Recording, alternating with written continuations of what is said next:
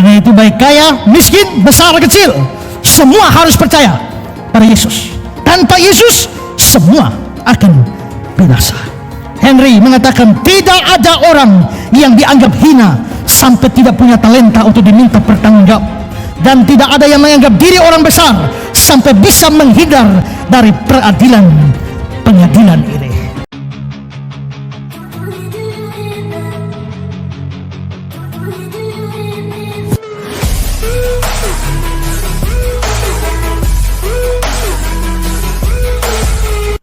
Shalom sahabat Evata Kebenaran. Senang sekali bisa bertemu kembali dengan sahabat di channel ini.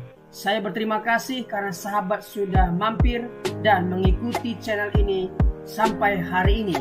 Saya berdoa kiranya Tuhanlah yang membalas dan memberkati kita semua. Channel Evata Kebenaran membahas khusus tentang tanda akhir zaman atau peristiwa-peristiwa yang akan terjadi di akhir zaman. Dalam bahasa teologianya adalah eskatologi. Kita akan belajar tentang akhir zaman dari berbagai sumber. Semoga channel ini boleh memberkati kita semua. Tidak perlu berlama-lama lagi, mari kita langsung saja mendengarkan khotbah tentang akhir zaman dari hamba Tuhan yang luar biasa ini. Namun sebelumnya, mari kita bersatu di dalam doa. Bapa di sorga, kami siap dibekali oleh kebenaran firman tentang nubuatan, tentang tanda-tanda akhir zaman, hal-hal yang akan terjadi di masa depan. Berikanlah kami kemampuan agar kami dapat mengerti rencana Tuhan atas kehidupan kami dan dunia ini. Ajar kami Tuhan agar kami mempersiapkan diri menghadapi hari-hari yang akan datang ini. Kami siap diberkati oleh hamba-Mu ini. Berkatilah hamba-Mu ini, berkati pemberitaan firman Tuhan, berkati kami semua. Demi nama Yesus. Amin. Kembali pada persoalan kita. Dengan kata lain, mayat orang mati itu bagaimanapun modelnya tetap akan dibangkitkan, bisa dibangkitkan, tidak sukar dibangkitkan oleh Tuhan. Dan kalau sudah dibangkitkan, akan berdiri di tahta pengadilan Kristus. Orang mati, orang hidup akan berdiri di depan Kristus. Kedua, orang besar dan kecil. Ayat 12 Wahyu 20. Dan aku melihat orang-orang besar dan kecil berdiri di depan tahta itu, dihakimi menurut perbuatan mereka. Apa artinya besar dan kecil? Ada penafsir mengatakan besar itu menunjukkan orang dewasa, tapi kecil itu anak-anak, bayi-bayi, opa-opa, oma-oma, om-om, tante-tante, semua berdiri di hadapan tahta pengadilan Kristus. Tapi mayoritas penafsir tidak melihat besar kecil itu sebagai ukuran usia, tidak. Tapi ini menunjuk pada kedudukan sosial orang itu pada saat dia hidup di dalam dunia ini. Artinya adalah bahwa tanpa memandang kedudukan yang tinggi atau rendah, terhormat atau tidak terhormat di masyarakat, terkenal atau tidak terkenal, berpengaruh atau tidak berpengaruh, kaya atau miskin, semua pasti akan dihakimi. Kalau di dunia ini, apalagi di Indonesia, orang kecil mudah diadili, tapi orang besar sukar diadili, bisa lolos. Kalaupun diadili masuk penjara dalam ruang VVIP, very important person, orang yang sangat penting, AC lengkap kayak istana. Seringkali orang kecil itu menjadi sasaran dari pengadilan dunia yang tidak adil, dan orang-orang besar bisa lolos. Ikan sardin mudah dihancurkan, kakapnya lolos. Tapi saudara, pengadilan terakhir tidak bisa seperti itu. Besar kecil, laki perempuan, miskin kaya, tua muda, berkedudukan tinggi atau rendah, suku bangsa apapun, semua akan dihakimi. Wycliffe Bible Commentary. Dari penghukuman yang dilaksanakan oleh negara, setiap tahun ribuan penjahat bisa lolos. Bahkan sesungguhnya ada banyak kejahatan yang tidak diketahui oleh pihak yang berwajib. Namun tidak seorang pun bisa lolos dalam penghukuman ini, penghukuman terakhir. Baker State, kita sering heran melihat kontras yang ditunjukkan dalam hidup sekarang ini antara keadaan-keadaan atau kondisi-kondisi dalam mana umat manusia ditempatkan, dari kekayaan atau kemakmuran yang ekstrim, maksudnya kayanya luar biasa sampai titik ekstrim, sampai kemiskinan yang ekstrim, sampai miskin melarat betul-betul. Itu ada tuh ya. Di dunia ini, seluruh kekayaan dunia dikuasai 90% kekayaan dunia dikuasai oleh 10% orang di dunia. Sedangkan 90% orang di dunia membagi kekayaan dunia yang sisa 10%. Itu berarti bahwa memang ada yang kaya secara ekstrim, ada yang miskin secara ekstrim. Tapi juga ada yang banyak juga yang bermain di antara titik-titik ekstrim itu. Ada variasi kondisi yang tidak ada akhirnya.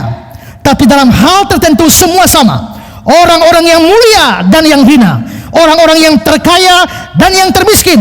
Ini seharusnya membuat orang kaya melepaskan kekayaan mereka, orang miskin meremehkan kemiskinan mereka. Pada waktu diingat betapa segera orang kecil, orang besar akan berdiri di sana di depan Allah untuk dihakimi, bukan menurut kondisi mereka masing-masing di bumi, tapi masing-masing menurut perbuatannya. Karena itu saudara yang kaya, hati-hati. Saudara yang berkedudukan tinggi, dihormati di masyarakat, terkenal, dikagumi banyak orang, saudara orang besar. Tapi kalau saudara tidak punya Yesus sebagai juru selamat, hati-hati saudara. Semua kebesaranmu tak akan meloloskanmu dari hari penghakiman. Ingat Alkitab bilang orang kaya sukar masuk kerajaan surga. Tapi jangan cemas, sukar tapi bukan mustahil. Abraham itu orang kaya di dunia, tapi mati masuk surga. Tapi banyak orang kaya karena kekayaannya justru menghambat mereka datang pada Kristus. Saudara yang kaya, hati-hati kalau saudara tanpa Kristus. Kalau begitu miskin saja. Saya bukan pemegang teologi kemakmuran, tapi juga bukan pemegang teologi kemelaratan. Tidak, ya. Ya, itu ada ekstrim. Ada yang teologi kemakmuran, hidup harus kaya. Tapi ada teologi melarat, hidup harus miskin. Itu juga salah, ya. Paulus bilang asal ada makan minum, cukuplah. Berikanlah kami makan hari ini secukupnya. Yang miskin, yang hina, yang melarat, yang tidak terkenal, kamu orang kecil. Tapi jangan kira kekecilanmu itu juga meloloskan kamu. Sama seperti kebesaran banyak orang tidak meloloskan mereka, kekecilanmu pun tidak meloloskan kamu. Karena orang kaya suka masuk surga, berarti kita miskin pasti gampang masuk surga. Tidak. Kalau kamu miskin tapi tidak percaya Yesus, sengsara di dunia, sengsara nanti juga. Karena itu baik kaya, miskin, besar, kecil, semua harus percaya pada Yesus. Tanpa Yesus semua akan binasa. Henry mengatakan tidak ada orang yang dianggap hina sampai tidak punya talenta untuk diminta pertanggungjawab, dan tidak ada yang menganggap diri orang besar sampai bisa menghindar dari pengadilan ini. Orang mati dan orang hidup berdiri di hadapan Kristus. Orang besar, orang kecil berdiri di hadapan Kristus. Yang ketiga, orang percaya maupun orang tidak percaya berdiri di sana. Pengkhotbah 3:17. Berkatalah aku dalam hati, Allah akan mengadili baik orang yang benar maupun orang yang tidak adil. Karena untuk segala hal dan segala pekerjaan ada waktunya. Baik Allah akan mengadili baik orang benar maupun orang yang tidak adil. Orang tidak percaya akan dihakimi dengan seluruh dosa mereka, seluruh kejahatan mereka. Itu adalah hari pembalasan, di mana mereka akan dihukum di dalam neraka selamanya.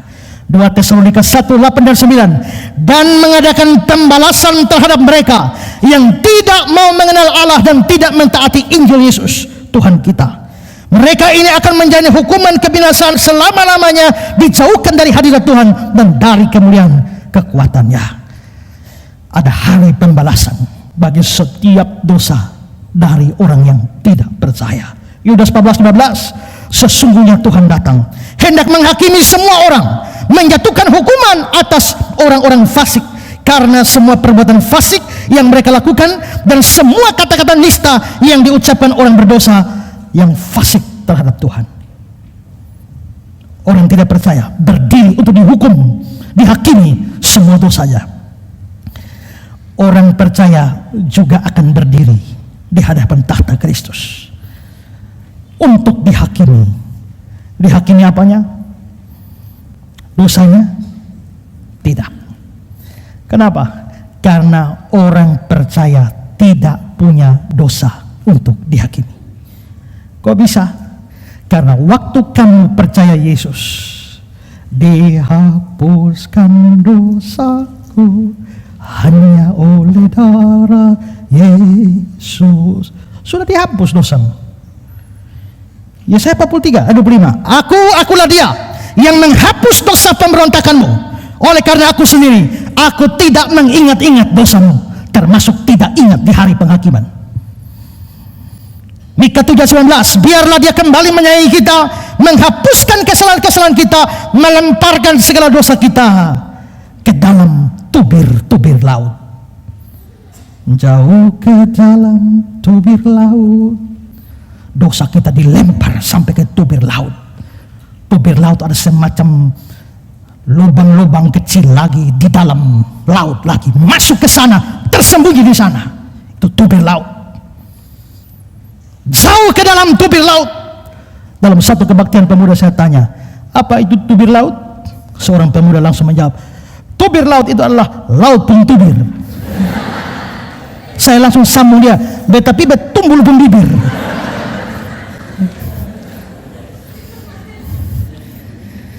Bagian-bagian laut yang paling dalam, kesanalah dosa kita dilemparkan. Ibrani 8:12, sebab aku akan menaruh belas kasihan terhadap kesalahan mereka dan tidak lagi mengingat dosa-dosa mereka. Kalau Tuhan hapus dosa kita yang percaya Yesus, tidak ingat-ingat, masakan itu dikorek kembali pada hari penghakiman? Tidak. Kalau Tuhan korek, artinya dia masih ingat. Ayat ini salah. Ingat ya, maksudnya Tuhan tidak ingat ini bukan berarti Tuhan kehilangan mata tahu. Tuhan kok bisa lupa? Bukan. Maksudnya tidak diingat di sini, itu bukan hilang dari memori Tuhan, tapi maksudnya tidak diperhitungkan lagi. Kita pun dalam dunia ini seringkali tidak bisa lupa perbuatan jahat orang pada kita kan, tapi sudah ampuni kan, tidak memperhitungkan lagi. Dulu saya pacaran dengan satu orang, ya, dekat sekali. Beberapa saat kemudian dia datang bilang, Kak, beta hamil. Wih, bukan saya, maksudnya itu dia hamil karena orang lain, begitu. Kenapa kok pacaran dengan saya, kok hamil dengan orang lain? Saya betul-betul marah itu. Lu nih pacaran dengan beta kok bisa hamil dengan orang lain? Kalau mau hamil tuh bilang. Bilang. Begini-begini bisa juga. Sukar mengampuni. Itu tidak bisa lupa, tidak bisa hilang dari memori saya. Tapi apakah saya sekarang masih sakit hati, marah, benci dia? Tidak lagi. Ketemu pun, halo bro, halo bro, hah? Halo sis, bukan bro, kalau bro lain itu, ya kan? Tidak ada problem. Artinya tidak hilang dari memori, tapi tidak memperhitungkan. Tak mungkin dosa kita hilang dari memorinya Tuhan, tidak bisa. Tapi maksudnya dia melupakan, tidak mengingat lagi, tidak mengingat-ingat, tidak memperhitungkannya lagi. Kalau begitu, di hari penghakiman, saudara yang percaya Yesus tak mungkin lagi dikorek-korek dosanya. Yang belum percaya Yesus, semua yang tersembunyi akan dikorek. Suamimu tidak tahu, akan dibongkar. Istrimu tidak tahu, akan dibongkar. Anak-anak tidak tahu, akan dibongkar. Bos tidak tahu, semua akan telanjang di hadapannya. Tapi untuk orang Kristen, darah Yesus sudah menutupnya. Oh, betapa bahagianya kita.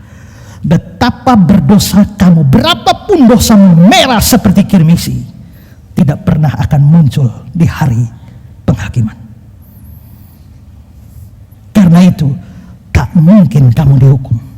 Yohanes 5:24, aku berkata kepadamu, sesungguhnya barang siapa mendengar perkataanku dan percaya kepada Dia yang mengutus aku, dia mempunyai hidup yang kekal dan tidak turut dihukum, sebab dia sudah pindah dari dalam maut ke dalam hidup. William Menzies dan Stanley Horton, penghakiman ini tidak berhubungan dengan dosa-dosa, karena orang percaya telah dihukum dalam pribadi Kristus di Kalvari. Spence Jones dan Henry, orang-orang percaya bersama dengan orang-orang lain akan dihadirkan di depan takhta pengadilan Kristus, tapi mereka dihadirkan sebagai orang-orang yang diampuni, dikuduskan, yang kesalahannya sudah dihapuskan dan dosanya dibersihkan. Di sana tidak ada penghakiman yang melibatkan penghukuman. Orang percaya akan berdiri di hadapan tahta Kristus, tapi bukan lagi dihukum dosa-dosanya. Tidak ada, satupun tidak ada. Berbahagialah saudara yang percaya Yesus. Betul-betul di dunia ini masih berdosa, tapi untuk dosa yang kamu buat di dunia, Kristus sudah bayar untuk itu juga. Kalau begitu boleh berdosa terus? Tidak boleh.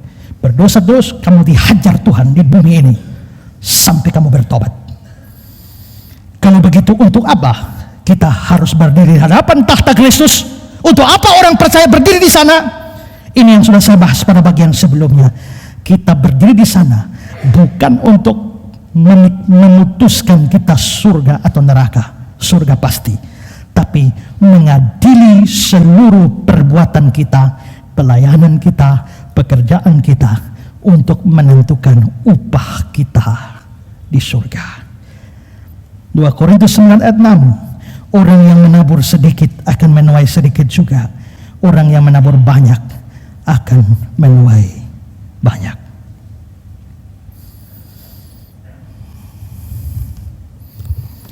Pada waktu saya dapat kabar Deddy Corbuzier mau jadi mualaf, saya langsung datang ke sini, pasang kamera, bikin video pesan kepada Deddy Corbuzier. Ada banyak orang pindah agama, alasan-alasan yang remeh, karena kawin, karena uang, karena jabatan, karena popularitas, karena sakit hati dengan orang Kristen dan macam-macam. Itu alasan yang terlalu remeh. Tapi alasan, menurut saya alasan yang paling bagus kalau orang mau pindah agama adalah karena kebenaran. Sadar bahwa agama lamanya salah atau sesat, dan sadar agama yang akan dituju itu benar. Saya harap kamu ada pada titik ini. Seandainya itu adalah alasan kamu mau pindah agama karena merasa bahwa Kristen salah dan sesat, saya siap ketemu. Tanya apa saja, saya akan menjawab. Setelah itu baru putuskan jadi pindah atau tetap di Kristen. Kalau bisa, hubungi nomor HP saya ini. Celakanya saya taruh nomor HP di situ. Setelah itu saya tidak bisa tidur lagi. Karena ini WA, SMS, telepon yang datang ini begitu banyak. Mau Kristen maupun Islam, yang Kristennya hanya sekedar say hello, hanya mengucapkan terima kasih. Ada yang curhat, ada yang minta dukungan doa, macam-macam. Ada yang tanya Alkitab sampai saya pusing semua, terlalu banyak. Sudah 400, 500 WA, saya malas lihat begitu. Kalau sudah connect ke WA ke komputer baru lihat satu-satu. Jawab cepat-cepat, singkat-singkat saja. Ya. Kadang-kadang dongkol. Betul ini pendeta Esra? Ya. Pendeta Esra yang di YouTube? Ya. Boleh bertanya, dari atas kau sudah tanya.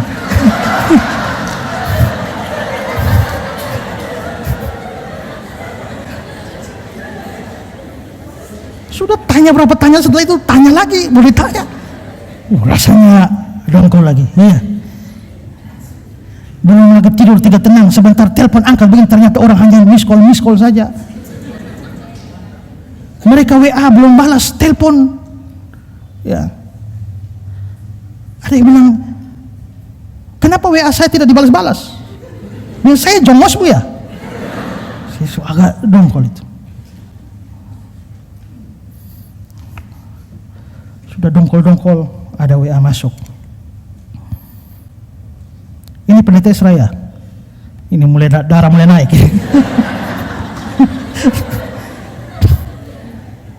Ya. Saya Pak ini dari Jakarta. Ya. Saya biasa lihat Bapak di YouTube. Ya. Kan dia hanya informasi ini. Saya bergereja di GKI Harapan Indah. Ya.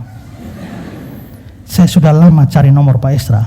Bahkan saya sampai cari dapat nomor Pijar TV. Saya tanya ke Pijar TV, minta nomor Pak Esra, tapi mereka tidak mau kasih tanpa izin dari Pak Esra. Saya bilang ya. Lalu saya sebenarnya sudah 2 tahun cari Pak Esra. 1 tahun ini cari Pak Esra. Sudah 2 tahun ini mengikuti video-video Pak Esra di YouTube. Tapi baru kemarin dapat nomornya di video Deddy Corbuzier. Ya. Ya. Saya sudah cari Pak 1 tahun ini. Saya bergereja di GKI Harapan Indah. Gereja saya ini sudah kaya. Jadi saya berpikir bagaimana kalau persepuluhan saya ini untuk gereja Pak Esra saja.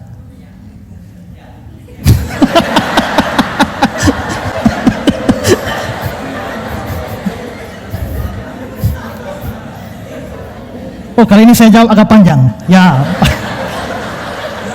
Ya, terima kasih. Kalau Pak mau bantu, nih kita ada pembangunan ini di Non-Kurus. Saya kirim foto Non-Kurus dengan rumahnya, dengan rumah model seperti ini. Kalau hujan, itu lumpur air selutut, saya kirim fotonya. Sudah 2 tahun mereka seperti itu. Sekarang kita mau membangun dan sedang membangun. Saya kasih foto pembangunan yang sedang berjalan. Kalau Bapak mau bantu, bantulah ke sana. Ya. Berapa menit kemudian bukti transfer datang 50 juta.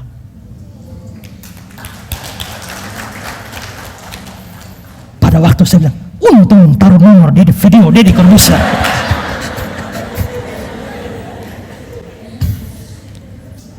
Dan selanjutnya sudah mengirimkan persepuluhan lagi bulan berikut. Dan semua masuk pada rekening pembangunan kita.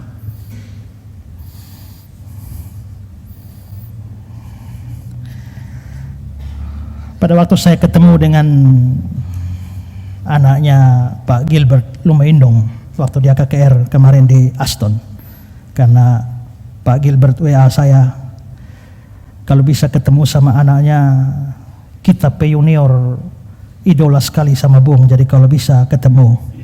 Jadi saya ke sana untuk ketemu salah satu idola saya. Ngobrol-ngobrol, ngomong banyak. Dia bilang, kalau misalnya Pak mau kuliah S3 butuh pembiayaan, kami siap bantu. Saya bilang enggak usah. Kalau mau bantu, nih ada bangun gereja di Non-Kurus, ada bangun di Sumba. Kalau mau bantu, bantu ke sana. Tapi selanjutnya dia juga bilang bahwa begini Pak, orang seperti Pak, kalau Pak bicara untuk orang mendukung pekerjaan di desa-desa, saya kira banyak orang di kota-kota besar pasti mau dukung. Kenapa? Banyak orang di kota-kota besar sudah muak dengan kehidupan pendeta-pendeta, di mana uang mereka pergi dan kebanyakan hanya untuk memperkaya pendeta-pendeta. Dan tapi mereka mau arahkan uang mereka kemana, tapi tidak tahu. Saya pikir bagus juga. Dengan subscriber saya di atas 100.000 YouTube, seandainya saya menyerukan supaya orang-orang, anak-anak Tuhan membantu pekerjaan pembangunan rumah Tuhan di mana-mana, itu mungkin akan menolong. Satu orang sama dapat nomor saya dari video Deddy Corbuzier. Pak, terima kasih. Saya anggota gereja Betani, Surabaya. Tapi saya ikut semua video Bapak tanggapan terhadap Erastus Sabiono. Minggu kemarin Erastus khotbah di Betani. Saya walk out, keluar. Dan beberapa teman keluar semua. Saya mau menabur melalui gereja Bapak. Oh, silakan, saya kirim lagi itu foto non kurus. Dan sampai ini hari, ini orang hampir tiap hari kirim. Termasuk semua laporan ada, saya tidak makan 1 rupiah pun. Dengar baik-baik itu. Ya. Tapi orang ini, dia bukan hanya terus mengirim, tapi dia mengerahkan orang-orang lain. Tadi malam baru dia kontak saya baru ketemu satu pengusaha besar dari Sidoarjo. Saya sudah cerita tentang perjuangan Pak Esra. Dia siap dukung.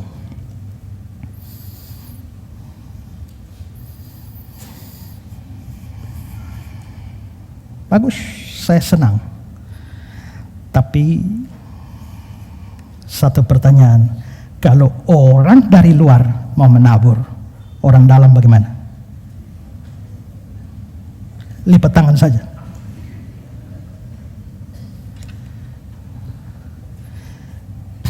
Dua minggu lagi saya pergi ke Jakarta, syuting full Pijar TV.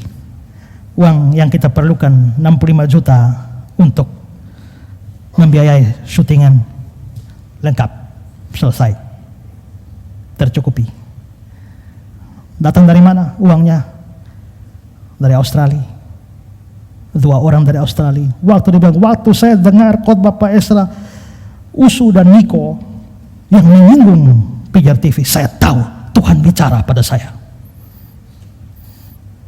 Satu orang dia bilang, saya jemaat Stephen Tong.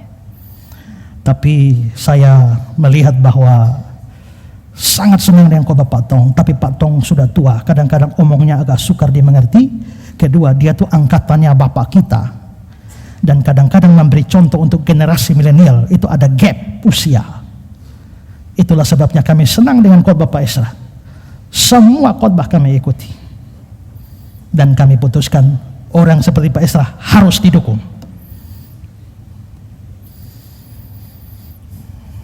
Dan mereka membantu juga untuk Pijar TV. Selesai, siap untuk syuting.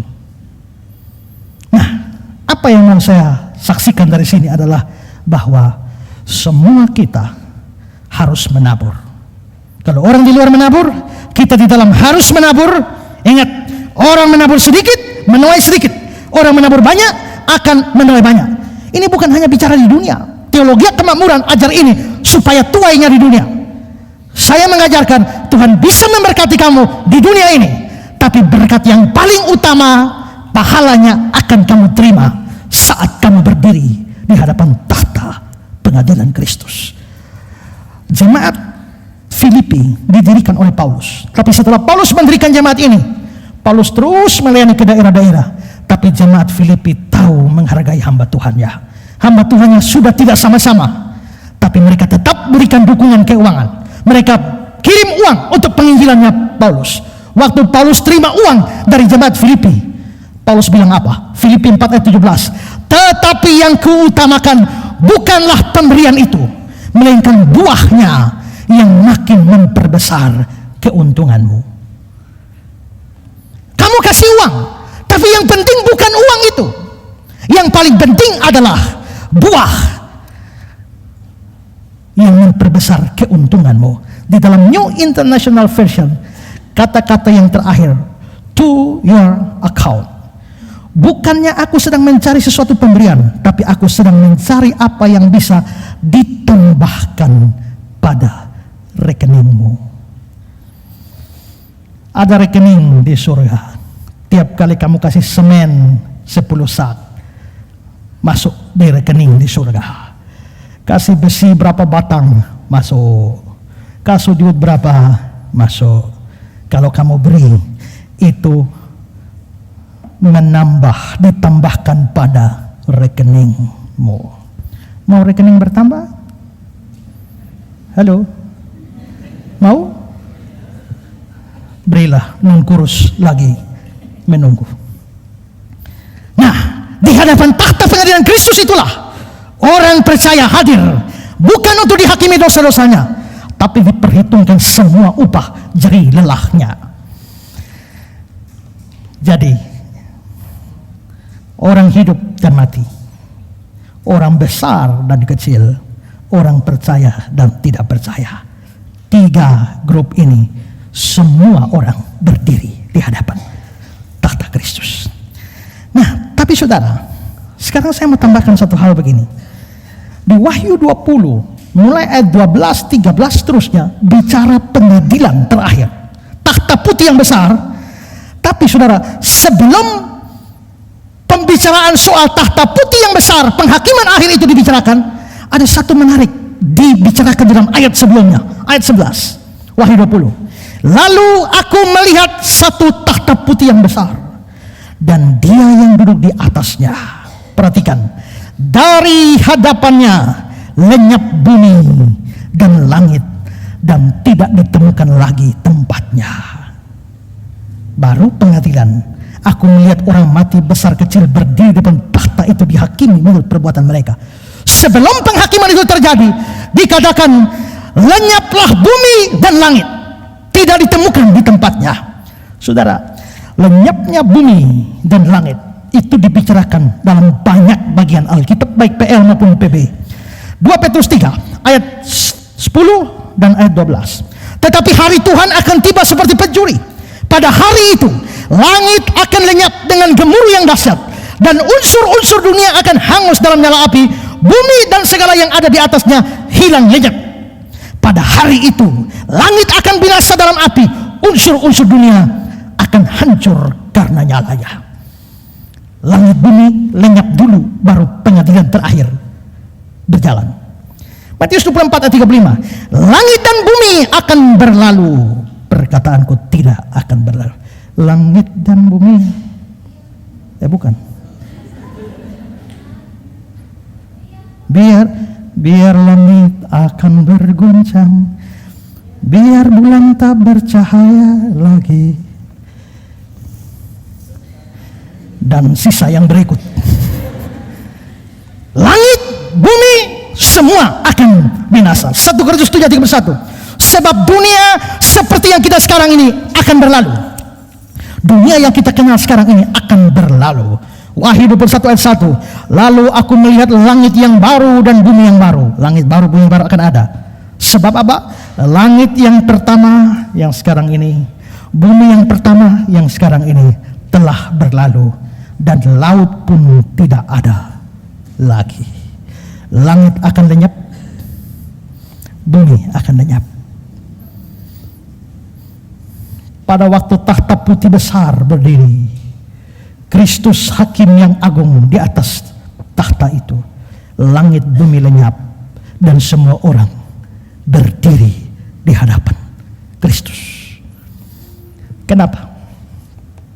Mengapa lenyapnya langit dan bumi perlu terjadi, atau bahkan dibicarakan sebelum pengadilan terakhir?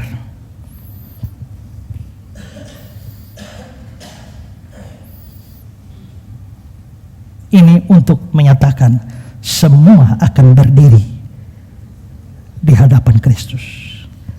Tidak ada satupun bisa sembunyi. Kenapa? Lu mau sembunyi di mana? Langit tidak ada, bumi tidak ada. Lu mau sembunyi di mana? Lu mau masuk laut, laut kirim keluar semua. Mau sembunyi di mana? Langit dan bumi akan hilang. Di sana tidak ada tempat bagi orang berdosa yang terhilang untuk bersembunyi. Sang hakim pada takhta adalah Yesus Kristus. Sekarang dia adalah juru selamat dunia. Pada hari itu dia akan menjadi hakim yang benar atau hakim yang adil. Jacob Grun, mereka berdiri di ruang kosong. Mereka tidak bisa lari dan bersembunyi dimanapun juga. Tidak ada lagi gunung atau gua-gua, karena langit dan bumi telah lenyap. Mereka terasing. Tidak ada pendakwah, tidak ada pembela. Yang ada hanya hakim di atas tahta yang akan menghakimi mereka. Mereka semua menunggu kata-kata terakhir yang akan diucapkan oleh hakim mengenai kehidupan masing-masing. Pengadilan itu tidak perlu pendakwa, tidak ada pembela, hanya hakim. Celakalah kamu yang hari ini memusuhi Yesus. Mau sembunyi di mana? Sekarang lihat Wahyu 6:12-17. Maka aku melihat ketika anak domba itu membuka meterai yang ke-6, sesungguhnya terjadi gempa bumi yang dahsyat. Matahari menjadi hitam bagaikan karung rambut, bulan menjadi merah seluruhnya bagaikan darah, dan bintang-bintang di langit berjatuhan ke atas bumi bagaikan pohon ara menggugurkan buah-buahnya yang mentah apabila digoncang angin yang kencang. Maka menyusuplah langit bagaikan gulungan kitab yang digulung, dan tergeserlah gunung-gunung dan pulau-pulau dari tempatnya. Dan raja-raja di bumi, pembesar-pembesar serta perwira-perwira, orang-orang kaya serta orang-orang berkuasa, dan semua budak serta orang merdeka bersembunyi ke dalam gua-gua dan celah-celah batu karang di gunung. Perhatikan ayat 16. Dan mereka berkata kepada gunung-gunung, kepada batu-batu karang, runtuhlah menimpa kami, sembunyikanlah kami terhadap Dia yang duduk di atas tahta dan terhadap murka anak domba itu. Sebab tiba hari besar, murka mereka, siapakah yang dapat bertahan? Semua orang takut, semua orang berdosa takut berdiri di hadapan Kristus, sampai minta gunung-gunung timpa kami supaya mati, supaya jangan berhadapan dengan Kristus. Bagaimana bisa? Semua itu akan lenyap. Kedua, orang mati pun diberikan oleh maut dan kerajaan maut dibawa kepada Kristus. Lu mau lari di mana? Semua orang takut. Anehnya hari ini ada orang bilang, saya akan hadapi Kristus dengan lapang dada. Dadamu bolong nanti. Perhatikan saudara, bukan hanya gunung-gunung, bukan hanya batu karang, tapi bahkan langit bumi lenyap. Tidak ada tempat bersembunyi. Semua mau tidak mau, suka tidak suka, rela tidak rela, harus berdiri di hadapan tahta pengadilan Kristus. Ini harus sungguh-sungguh diperhatikan oleh saudara yang sampai hari ini belum percaya Yesus. Baik yang ada dalam Kristen maupun saudara yang belum Kristen, belum percaya Yesus. Kalau saudara tidak punya Kristus sebagai juru selamat, tidak ada yang bisa meloloskanmu pada pengadilan akhir zaman. Segeralah percaya pada Kristus, terima Dia sebagai juru selamat dan Tuhanmu. Kamu berdiri di hadapan tahta Kristus dengan penuh keberanian karena percaya. Itulah pihak-pihak yang akan dihakimi Kristus. Berikut dasar penghakiman. Kalau kita dihakimi di dunia, acuannya apa? Undang-undang. Kita telah melanggar undang-undang pasal sekian dan sebagainya. Kita dihakimi di dunia dengan dasar undang-undang kita. Di dunia ini kita dihakimi berdasarkan aturan-aturan yang ada. Satu peristiwa terjadi pada waktu kami sekolah teologi. Saya lupa, mungkin di tingkat 4 saya. Saya waktu itu menjabat sebagai seksi rohani di kampus. Tahu-tahu ada satu mahasiswa mabok. Jalan di kampus dalam keadaan mabok. Tapi karena yang mabok ini adalah hamba Tuhan, calon hamba Tuhan, maka yang keluar juga kata-kata rohani. Sambil goyang-goyang, percayalah kepada Tuhan Yesus, bertobatlah engkau, sampai jatuh-jatuh. Kita angkat dia, kasih masuk di bak. Tapi berita itu didengar oleh dosen-dosen. Saya sebagai seksi rohani senat dipanggil, ditanya oleh pimpinan. Waktu itu Pak Francis Naoke, bagaimana pendapat Ezra? Apa yang harus kita lakukan? Sampai di kampus teologi ada orang mabok. Saya bilang, Pak, sikat. Nah, lalu dibuatlah tim untuk meneliti. Sampai ada yang mabok, itu berarti bukan muncul kebetulan. Jangan sampai ini ada satu peristiwa yang sudah lama sampai muncul mabok. Kalau begitu selidiki kebiasaan minum-minum di kampus. Maka ditelusurilah sampai tahun lalu, 2 tahun lalu, dan tertangkaplah para terdakwa kira-kira 25 orang, dan Ezra Soro salah satu di antaranya. Karena biasa malam-malam sudah tidak ada kerja lah, kami main gaple. Lalu ada teman punya anggur orang tua, jadi bagi kita 1 sloki itu disebut perjamuan sambil main kartu. Tidak mabuk, hanya 1 sloki, 2 sloki. Tapi sudah ditangkap. Dan saya sudah bilang sebelumnya, sikat.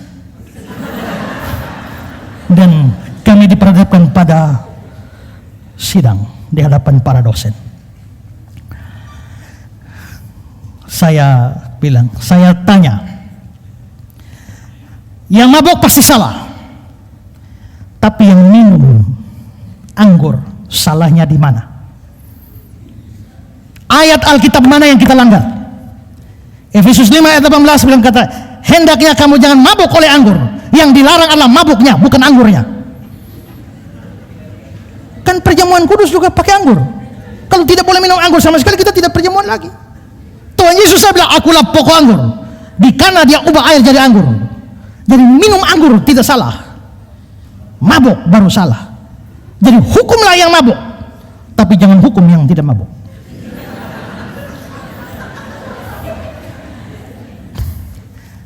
Saya angkat Alkitab, tunjukkan salahnya dari Alkitab mana. Lalu pendeta Francis Naoke bilang, dari Alkitab tidak ada. Buku hitam ini memang tidak ada peraturan, tapi ada buku biru. Buku biru ini adalah peraturan sekolah. Kamu tidak melanggar Alkitab, tapi kamu melanggar kitab yang kedua, yaitu ini Alkitab kedua di Sekolah Tinggi Alkitab Nusantara. Saya bilang, saya sudah baca, tapi di situ tidak dikatakan dilarang minum anggur. Tidak ada. Beliau bilang ada. Saya bilang tidak. Dia bilang ada. Buka. Begitu buka, ada. Akhirnya kami 20 orang, 25 orang dihukum selama 6 bulan 1 semester tidak boleh istirahat siang. Habis makan, potong rumput, cuci WC. Pokoknya mereka cari semacam seadanya kerja. Pokoknya kami tidak boleh tidur selama 1 semester. Artinya kami dihukum berdasarkan buku biru, bukan buku hitam. Pada waktu pengadilan terakhir, pakai buku apa? Kita sambung seri berikut. Terima kasih sahabat sudah mendengarkan khotbah tentang akhir zaman. Saya yakin dan percaya kita semakin bertambah hikmat dan bertambah referensi tentang akhir zaman. Channel ini dibuat secara sadar untuk mengumpulkan pembahasan tentang akhir zaman, nubuatan tentang akhir zaman, agar kita punya satu channel membahas khusus tentang kejadian-kejadian di akhir zaman. Para pembicaranya juga dari berbagai-bagai interdominasi, baik dari Protestan, karismatik, Katolik, dan berbagai-bagai pendeta di seluruh Indonesia, tentunya yang membahas tentang akhir zaman. Semoga channel ini memberkati kita semua. Firman Tuhan mengatakan Matius 13 ayat 39, musuh yang menabur benih lalang ialah iblis, waktu menuai ialah akhir zaman, dan para penuai itu malaikat. Matius 22, 23-24. Pada waktu itu, jika orang berkata kepadamu, lihat, Mesias ada di sini, atau Mesias ada di sana, jangan kamu percaya, sebab Mesias palsu dan nabi-nabi palsu akan muncul, dan mereka akan mengadakan tanda-tanda yang dahsyat dan mujizat-mujizat, sehingga sekiranya mungkin mereka menyesatkan orang-orang pilihan juga. 1 Tesalonika 4 ayat 15-16. Ini kami katakan kepadamu dengan firman Tuhan, kita yang hidup, yang masih tinggal sampai kedatangan Tuhan, sekali-kali tidak akan mendahului mereka yang telah meninggal. Sebab pada waktu tanda diberi, yaitu pada waktu penghulu malaikat berseru dan sangkakala Allah berbunyi, maka Tuhan sendiri akan turun dari sorga, dan mereka yang mati dalam Kristus akan lebih dahulu bangkit. Matius 24 ayat 24. Karena itu berjaga-jagalah, sebab kamu tidak tahu pada hari mana Tuhanmu datang. Matius 26 ayat 64. Jawab Yesus, engkau telah mengatakannya, akan tetapi aku berkata kepadamu, mulai sekarang kamu akan melihat Anak Manusia duduk di sebelah kanan yang Maha Kuasa dan datang di atas awan-awan di langit. Tuhan akan menjemput kita di langit, dan kita akan datang menyongsong Dia di langit, sampai nanti kita akan memerintah di kerajaan 1000 tahun. Tuhan Yesus memberkati. Mari kita berdoa. Tuhan, terima kasih buat pemaparan firman Tuhan tentang akhir zaman yang disampaikan oleh hamba-Mu yang luar biasa ini. Berkatilah hamba-Mu ini, pelayanan, keluarga, setiap pekerjaan yang dia kerjakan dibuat Tuhan berhasil dan beruntung. Kami yang mendengarkan firman ini berterima kasih Tuhan, karena kami semakin bijaksana menambah referensi baru tentang akhir zaman. Apa yang harus kami lakukan menjelang akhir zaman? Tentunya harus mendekatkan diri, melekat dengan Tuhan, sehingga ketika waktu itu tiba, kami diangkat dan bersama-sama dengan Tuhan di langit dan akan memerintah di kerajaan 1000 tahun nantinya. Terima kasih Tuhan, demi nama Yesus. Amin.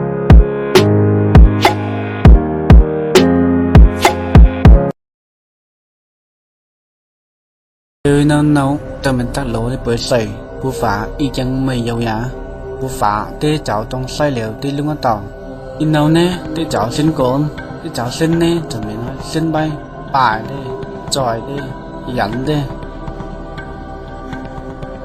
quay à mày tu xin nào muốn tới lịch xa tán tê nê cháu ngạo mày mòn chùi bù phá áo tê đọc lên nó tê cháu khá xí sơ quay khá xin nào mà bài đê bây giờ cho mình trả xin nêu bên ngoài với bài sa tan nhà bù phá cho mình không hay nào như vậy mình đi luôn tàu thằng này bây giờ đi tập sa tan và trả xin vào cái một bù phá bay cho bên phần ăn bay tối lầu càng thì pay mà thằng pay mặt bây ăn xây dựng cái lầu mình phần play mà nè cho chơi miền bù phá cháu bù phá nè đi dùng chọc vần mà cháu ăn xây dựng cái lầuวันใดจัดเตี้ยจะอยู่ไหนเตี้ยเจ้าเพี้ยนำมากูต้องใส่ตูต้องใส่แต่ไปจะใจเหม็นเตี้ยเจ้าเหลวไปเตี้ยกูทันอีกไงไหนเตี้ยจะไอ้หญิงเตี้ยมันเจ้ากันผู้ชายแนวกันไม่ยังแนวเตี้ยเจ้ากันมานี่จะเจอกันไปป่ายเตี้ยcô cần phải lấy phải cô nên xây giá cái bây giờ bù phá tới cho cháu ăn xuân neo cần nhậu cái xây mà cho mày qua yêu tiền cha ăn xuân cái này mày cô mà nè mình ban này lại bù phá cho sang cần nhà cô mà cái mình chân kia nào mà ngày tôi này kinh tôi này cho ngày thay bây giờ in đâu cần và bù phá hô si trong xây cần quay mấyวันnè tu pay tu satani pada kang ni tiจะเขานั่งเรามาไปลกกันหยาปุฝาติลาแบบตัวนี้กินหยาซ้อมมาตอนเด็กกันโซ่ติมให้ตัวนี้กินหนาวไปยากันจะต้องไปกลางกินน้ำมันลงไปกินลงไปจะไม่ฝามละนี่เป็นปุฝากลางปุยาซอยกันเราไม่ท้ายดีวันเนี่ย bây cần lao mày phạm cho bố phá khát tuấn mày mày bố phá mày nó phạm nó mình soi cần lao mày phạm soi miếu con căn này nào soi cho khát tuấn mày tổng nhà bạn nón phe với căn sung thu phe có bên này nào bây giờ quay cần là mình bố phá chảo mày dừng bố phá yêu nắng lâu đấy cần chú nằm thằng biệt thay để cần phá mày soi cần lâu nhà nhỏ lấy ra để bơi sấy hai lấy cần chú bay hắn nói để sấy chừng cái bài miêu cái chọi trong sấy là ai tọc liền cho có phần bơi hạt trong biểu hôm nay cần bù phá bay coi mà dạy cần lão hạt bơi hạt cho mình nay cần năng phá được bài nào bù phá và cần lão tòng lỏng và năm bơi cần miêu không cần này nào coi bù phá níที่ยันใจหันนิ้นกันยังไงกันเราเหมือนไอ้ยิงได้มาเจ้าเปียได้จะให้อีหลอกตอกเต้เยซูร้อนเสียไกมาเจ้าฟามกันเราไปยาอีเต้กันเราเจ้าไม่ไงงงยินไว้เยซูเรามาหัดฆ่าลอยกันเราเยซูไว้เลี้ยวนะเจ้าฟามกันเราเจ้าไงท้ายเอาสีสีจานี้เอาหลุดได้มาสาวฟามกันเราไป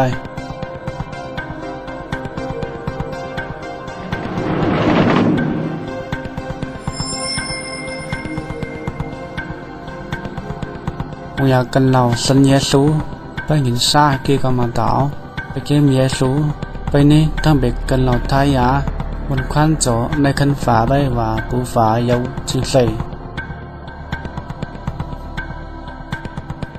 บางอย่างมีสัญญาสูเรานี่มีท้ายยาเนี่ยจะไปเกี่ยมไพ่ไปที่ไต่ฟุ้งเหมือนไต่ต่อยปูฝาเจ้าตีบัวไพ่ซอยบางอย่างกันเราไม่ไปเกี่ยมเยซูหนาวมีตั้งหวังเขาปูฝาปั๊มเขาเยซูก้าวหนาวไปปลายไพ่ไปเกมไพ่จะลองปีไปโยโฮโยคัม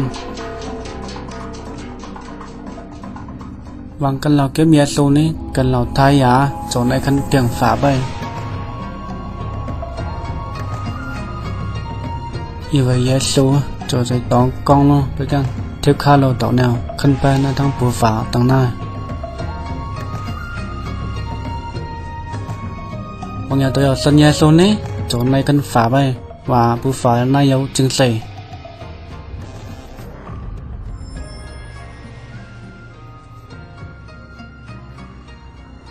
Terima kasih sudah melihat video pendek tentang rencana Allah untuk kehidupan manusia. Sejak dari awal Tuhan menciptakan Adam dan Hawa. Dia juga sudah merencanakan akan keselamatan manusia melalui pengorbanan anaknya yang tunggal. Tidak ada cara lain selain menerima Tuhan Yesus yang adalah jalan, kebenaran, dan kehidupan. Tidak ada seorang pun yang bisa bertemu dengan Bapa kalau tidak melalui Tuhan Yesus. Tuhan Yesuslah yang menjadi jembatan seperti video yang kita barusan lihat. Jadi rencana Allah itu sangatlah sederhana. Rencana keselamatan yang diberikan Allah sangatlah sederhana. Mari kita lihat artikel berikut ini. Rencana keselamatan Allah yang sederhana namun penuh kuasa. Hai kawan, saya akan mengajukan pertanyaan yang paling penting di dalam kehidupan ini.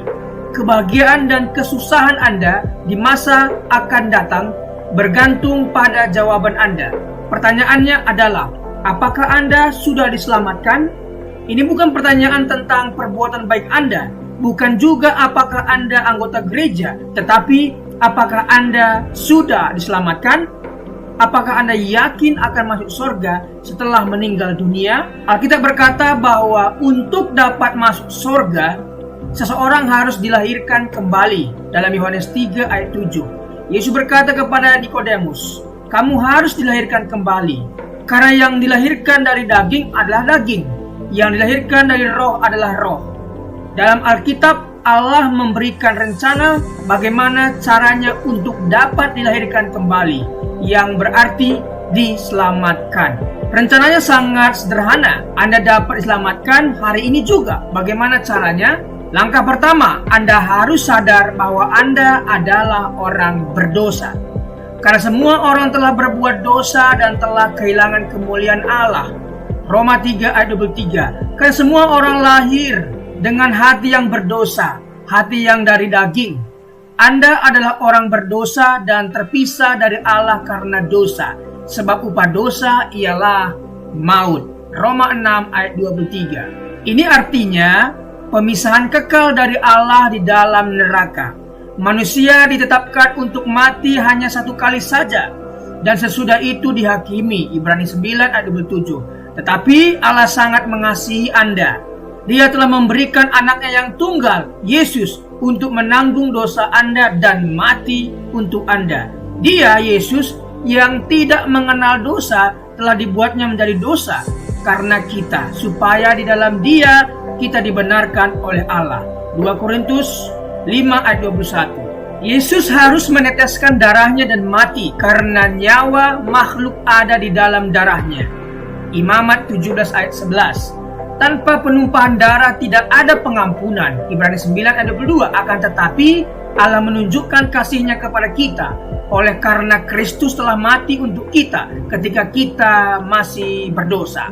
Roma 5 ayat 8. Meskipun kita tidak dapat mengerti bagaimana caranya, Allah berkata bahwa dosa-dosa setiap orang yang percaya kepadanya telah dibebankan kepada Yesus dan Ia mati untuk kita. Dia dijadikan pengganti kita. Ini adalah kebenaran. Allah tidak dapat berbohong, kawanku. Sekarang Allah memberikan kepada manusia bahwa di mana-mana semua mereka harus bertobat. Kisah Para Rasul 17 ayat 30. Langkah kedua adalah pertobatan. Pertobatan ini adalah sunat hati.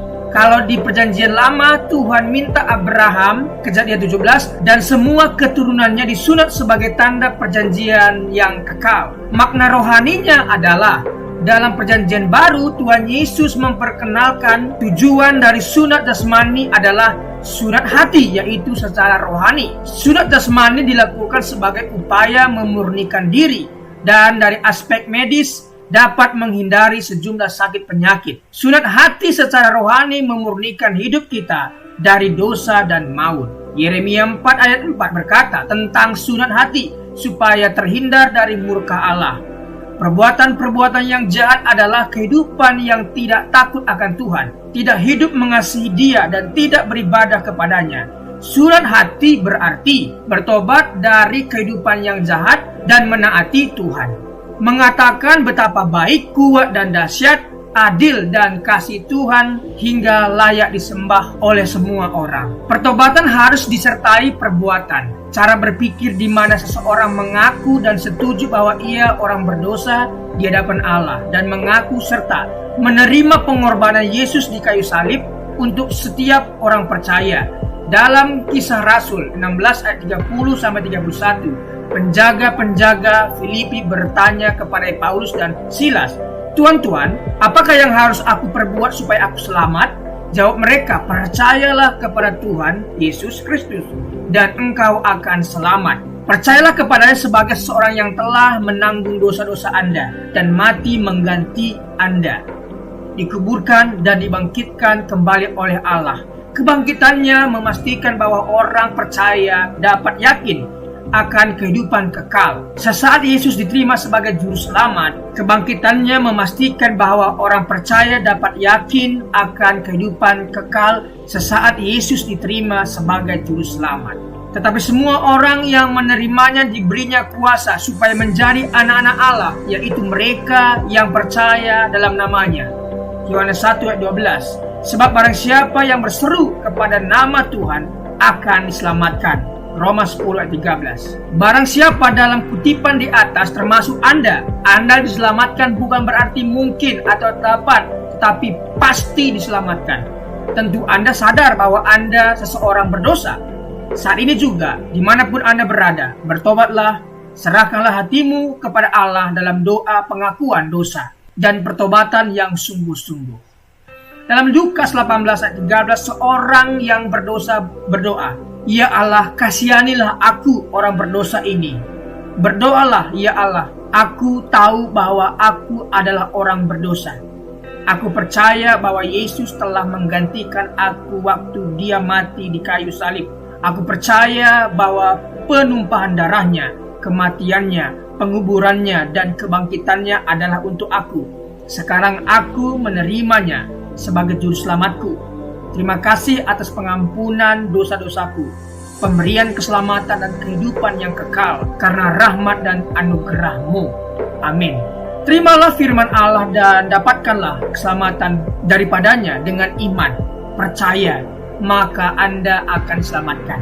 Secara lahiriah mungkin kita kelihatan pergi ke gereja, membaca Alkitab, namun jika hati kita masih tinggal dalam kegelapan, dilimputi ketakutan, kebimbangan, kepentingan diri sendiri, dan memaksakan kehendak sendiri, kita harus mempersembahkan hati kepada Tuhan sebagai persembahan yang terbaik.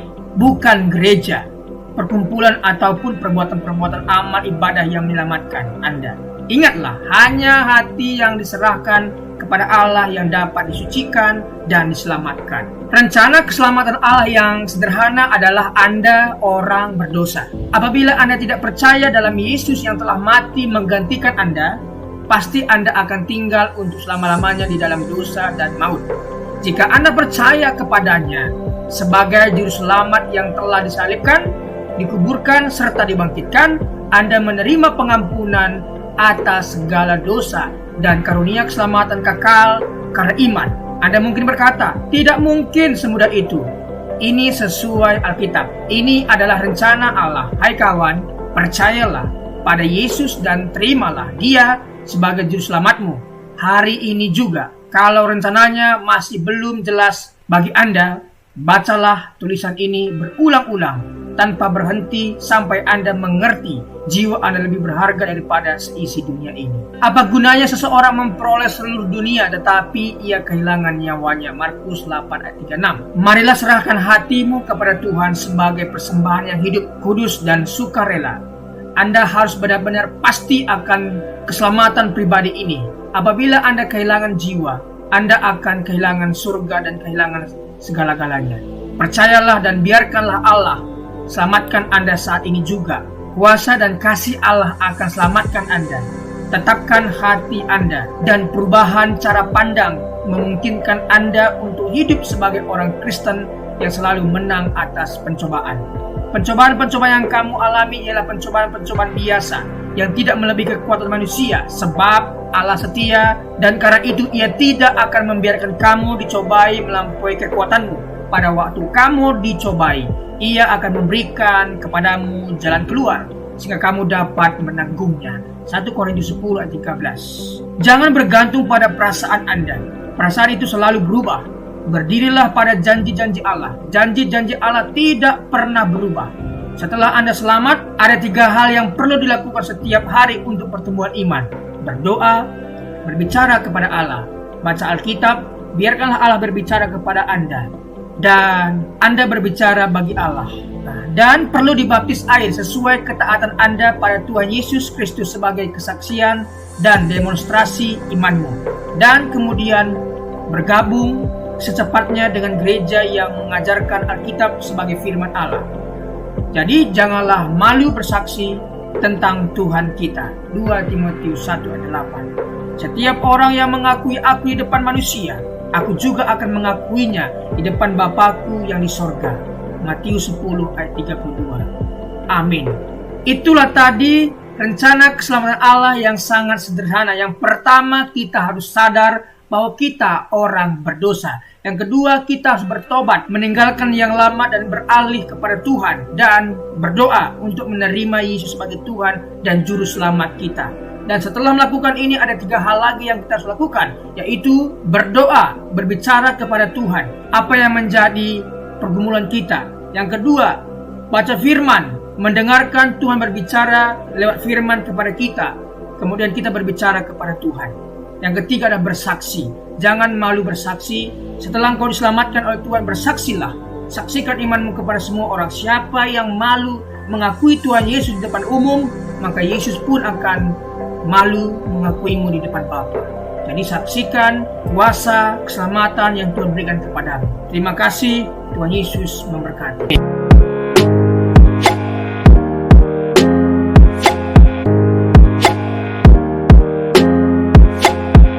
Dalam kesempatan kali ini kita akan membahas satu tema yang cukup baik, yaitu menanti dan berjaga-jaga. Bagaimana sikap orang percaya ketika menanti dan berjaga-jaga akan kedatangan Tuhan yang kedua kali. Mari kita baca Lukas 21 ayat 25 sampai 36. Saya percaya kita sudah membacanya.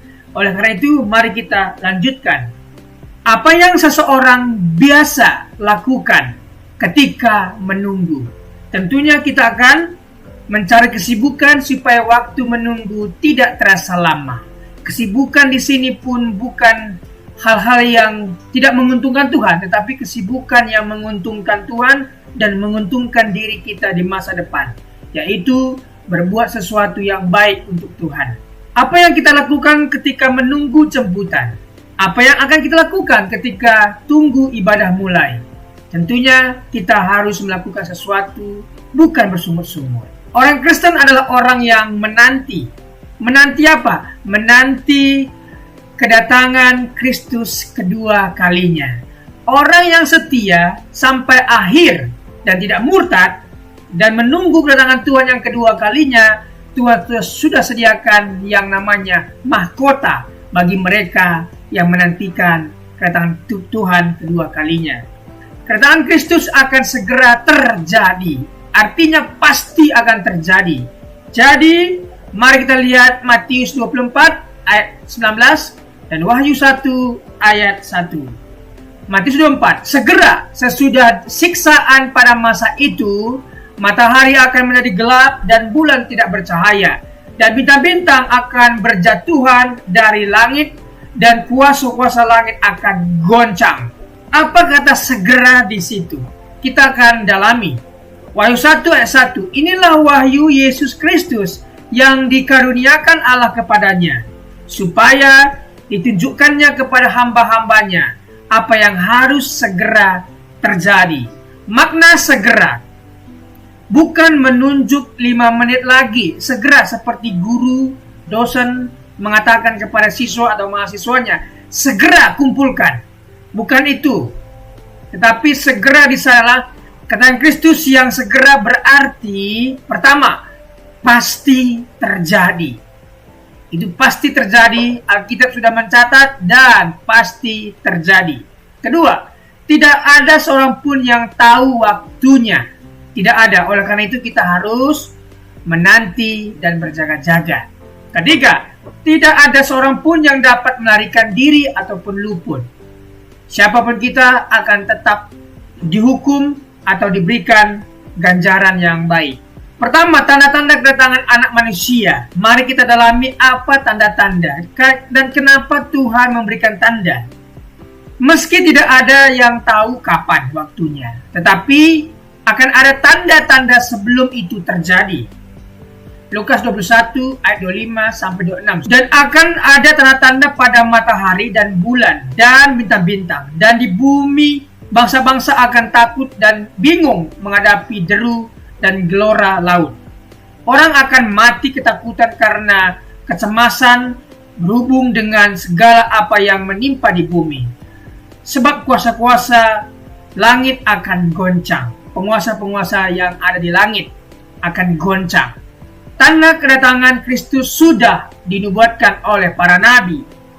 Tanda kedatangan Kristus dan penghukuman orang fasik bisa dibaca Yesaya 13 ayat 9 sampai 11. Sungguh hari Tuhan datang dengan kebengisan, dengan gemas dan dengan murka yang menyala-nyala, untuk membuat bumi menjadi sunyi sepi dan untuk memunahkan daripadanya orang-orang yang berdosa.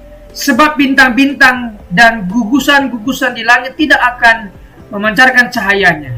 Matahari akan menjadi gelap pada waktu terbit, dan bulan tidak akan memancarkan sinarnya. Kepada dunia akan kubalaskan kejahatannya, dan kepada orang-orang fasik kesalahan mereka. Kesombongan orang-orang pemberani akan kuhentikan, dan kecongkakan orang-orang yang gagah akan kupatahkan. Tanda kedatangan Kristus sudah dinubuatkan oleh para nabi. Yang kedua, tanda kedatangan Kristus dan penyelamatan umat Allah.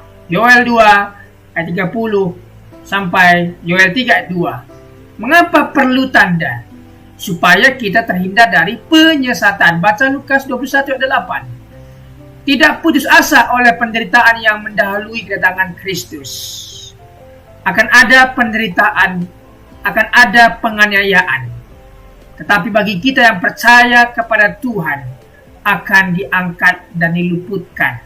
Tetapi bagi mereka yang suam-suam kuku, akan dimuntahkan dan mengalami siksaan besar itu.